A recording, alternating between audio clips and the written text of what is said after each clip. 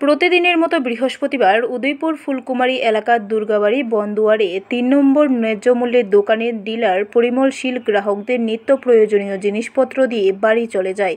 শুক্রবার সকালে আশেপাশের লোকজন পরিমল শীলকে খবর দেয় তাড়াতাড়ি ন্যায্য মূল্যের দোকানে আসার জন্য। খবর পেয়ে পরিমল শীল দোকানে এসে দেখেন তার এখান থেকে প্রায় ২২ বস্তা চাল সহ আরও বেশ কিছু জিনিসপত্র চোরের দল নিয়ে গেছে।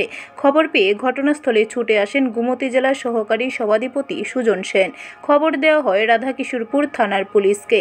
দীর্ঘ সময় ধরে পুলিশ ঘটনাস্থলে না আসায় কিছুটা এলাকাবাসীদের মধ্যে দেখা দেয় ক্ষোভ।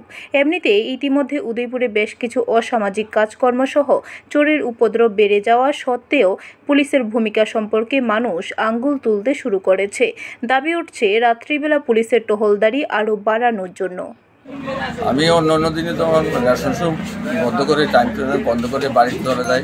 যাওয়ার পরে ঘুমিয়ে রাত্রে ঘুমিয়েছিলাম। এরপরে সকালবেলা জেলেরা যখন মাছ ধরতে যায় তখন হঠাৎ আমার রেশন দিকে দেখে দিয়ে আমার রেশন শপ খোলা। এরপরে আমার খবর দিয়ে বাড়িতে যাইয়া গাড়িটা ঘুমোতে উঠায়। উঠানোর পরে তাড়াতাড়ি করে আইয়া দিয়ে আমার রেশন শপে চাল চুরি করে নিয়ে গেছে প্রায় ২১-২২ বস্তার মতো। ব্যুরো রিপোর্ট, খবর ত্রিপুরা।